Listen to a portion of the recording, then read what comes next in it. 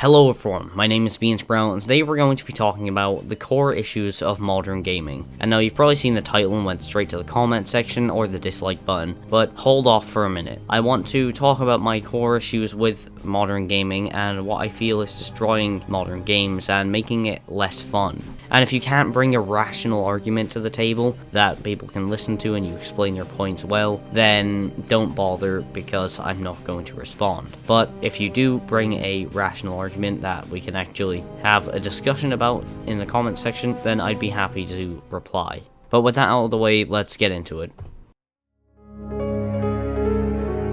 I feel that one of the reasons video games are being destroyed nowadays is greed. Good games are getting torn down by the demands of publishers and or shareholders, and honestly, I do not agree with this in the slightest. I think that video games should be given the time that they need to be finished and polished, and if someone goes down to the comment section just to say, oh well, it's just business, they need to release these games to make money, I don't care. It doesn't affect me in the slightest. The one thing that it does affect, though, is the fact that games are releasing unfinished because of the demands of greedy shareholders who can't wait a couple more months for a game to be finished and then, probably in turn, make them more money. And I want to hold Cyberpunk as an example, and I have a few more examples too. And think about it, Cyberpunk, really hyped up game.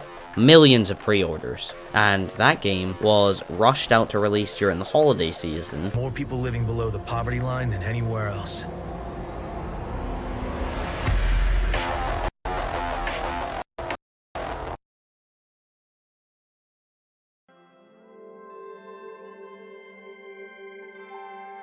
Where the most video games are bought. And now, of course, Cyberpunk on its own is a good game, but the game was rushed, buggy, unfinished, and it was all around bad. And now, personally, I think it could have been a really good game, but at the same time, it was dragged down by the fact that the game literally had parts of it missing. And if you want more elaboration on this, go watch Crowbacat's video on it. It's very good, and it details a lot of bugs and stuff that we have seen, and it goes over a lot of the lies that CD Projekt Red gave us. Another example is, well, Watch Dogs, to be honest. Watch Dogs, or at least the original one, was once again another one of these unfinished games, but not in the way you'd think. The game wasn't buggy in the slightest, but what happened was the graphics that they'd showed us in E3 presentations and stuff like that, it was all a lie. It was another case of Cyberpunk, and to be fair, the original Cyberpunk. They lied to us with the promotional material. You can hack anyone's life, they said? No.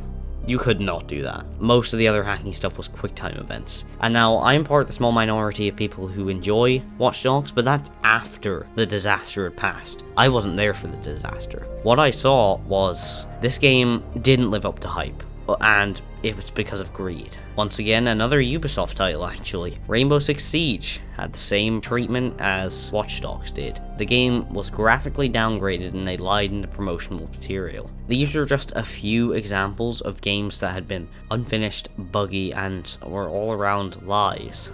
And it's all because of greed. And there's even more to this as well. Personally, most microtransactions in video games, I'm not a fan of. I don't think that video games, even after being bought for £60, should charge players even more for locked content. And in the case of Star Wars Battlefront 2, this is content locked behind a paywall, as in actual content, not cosmetics. As in, if you don't grind 40 hours, you're not getting Darth Vader. And that's 40 hours of actual gameplay. Loading screens, menus, that doesn't count. Or you could spend loads of money and have the slight chance of getting Darth Vader out of a loot box. A real good system, isn't it? Real consumer friendly. Everyone loved it. Oh yeah.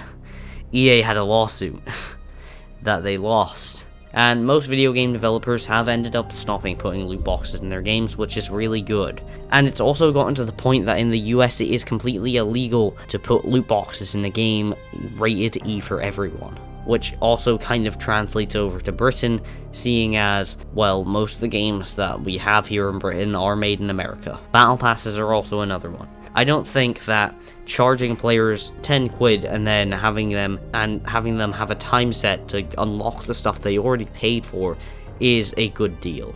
And sure, people say, you get more than you would for the same price out of the normal in-game store. Well, no, not technically. You paid for the whole battle pass, but you don't get the whole thing unless you grind. I think making players grind for the stuff they already paid for is not good, and it's honestly disgusting.